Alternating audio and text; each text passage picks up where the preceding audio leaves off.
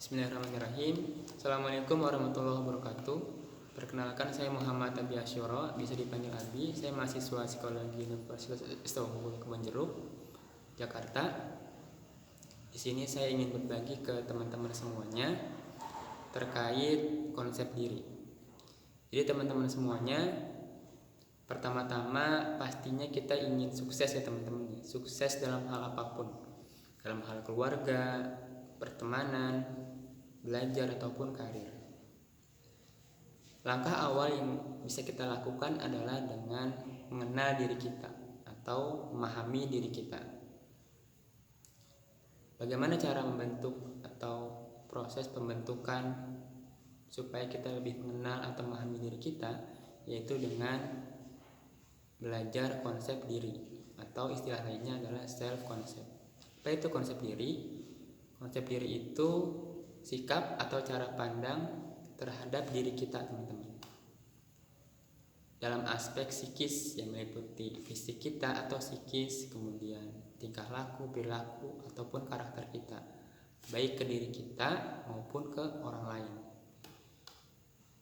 Kenapa ini penting? Kenapa konsep diri ini penting? Karena kaitannya nantinya kita bisa tahu nih teman-teman, kelemahan diri kita ataupun kekuatan diri kita, sehingga nantinya kita bisa memetakan tujuan hidup kita. Kemudian kita juga bisa tahu lebih baik cita-cita kita nantinya, sehingga tadi kita bisa lebih bermakna dalam hidup, kemudian bisa bermanfaat juga buat diri kita maupun orang lain. Dan teman-teman semuanya, step by step ya, atau salah satu cara untuk bisa lebih dalam atau bisa lebih menggali konsep diri kita, ada salah satu konsep dari salah satu ilmuwan ya. Nama konsepnya adalah, atau nama teknisnya adalah Johari Window. Johari Window ini adalah salah satu teknis pengenal atau mengenal diri. Jadi Johari Window ini adalah suatu teknik yang dicetuskan atau dibuat oleh Joseph Louf dan Harry Ingham pada sekitar tahun 1955. Jadi model ini menjelaskan tentang bagaimana seseorang bisa memahami dirinya dan orang lain atau tim melalui komunikasi terbuka untuk saling meningkatkan kesadaran satu sama lain. Jadi kita bisa tahu diri kita ataupun orang lain bisa juga memahami diri kita dari konsep atau teknis Johari Window ini. Kurang lebih ada dua prinsip dalam Johari Window. Pertama itu kepercayaan kepada orang lain saat kamu atau diri kita mengungkapkan informasi tentang diri kita.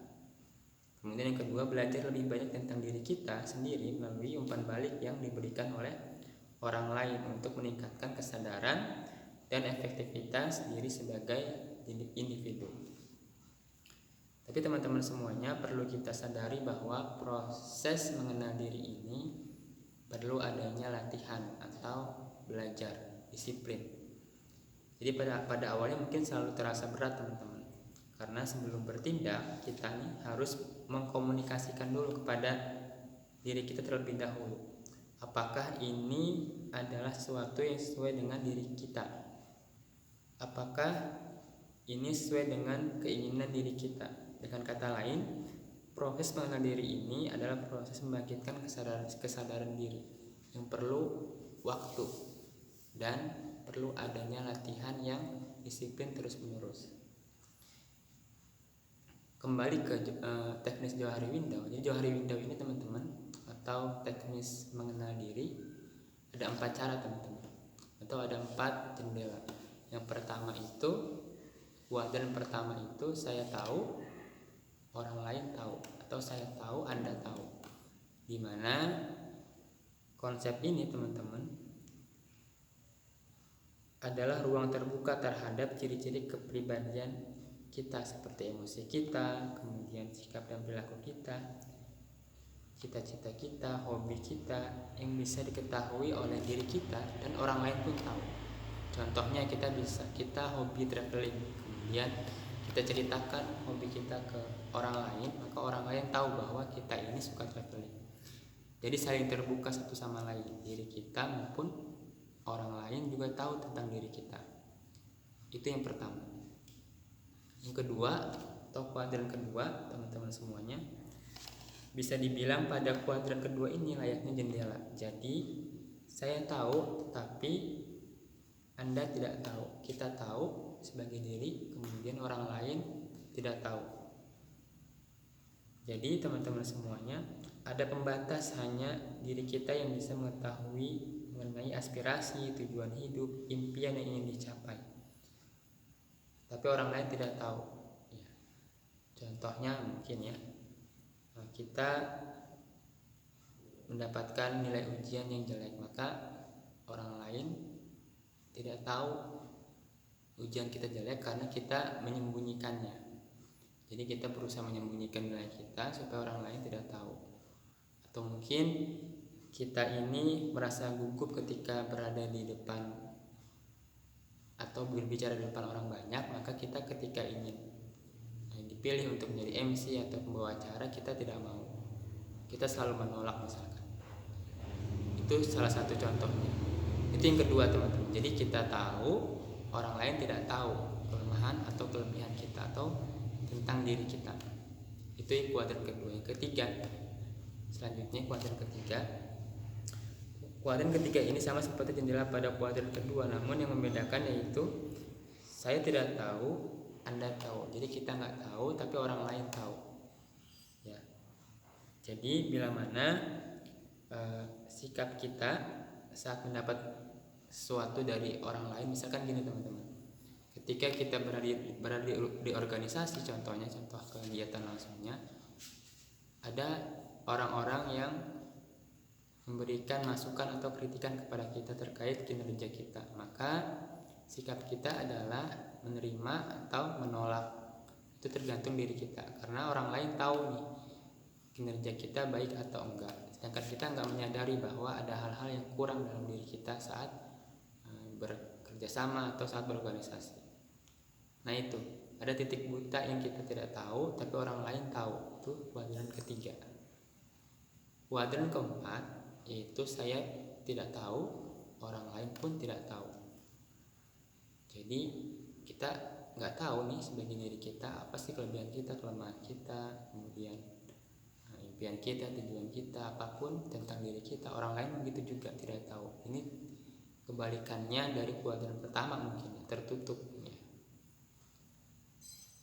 Jadi kita perlu adanya bantuan dari orang lain supaya kita bisa lebih tahu tentang diri kita. Misalkan ke teman, keluarga atau profesional. Jadi teman-teman semuanya, contohnya ya, mungkin contohnya ketika misalkan kita nggak bisa berenang, kita berusaha untuk mencari pelatih atau ahlinya nih supaya kita bisa berenang. Itu kita harus menggali nih. Kita nggak bisa berenang, kemudian kita harus mencari tahu atau menggali dari orang lain atau berlatih ke orang lain. Itu teman-teman 4 kuadran yang bisa kita pakai sebagai teknis mengenal diri. Kuadran 1 kita tahu, ya, orang lain tahu. Ini yang paling ideal teman-teman, kuadran 1 ini, karena kita sama-sama terbuka. Yang kedua tadi ya, orang lain tidak tahu, kita tahu ya. Kemudian yang ketiga, orang lain tahu tapi kita nggak tahu. Yang keempat, sama-sama nggak tahu, tertutup. Kita tahu, orang lain pun nggak tahu. Itu teman-teman semuanya salah satu teknis mengenal diri.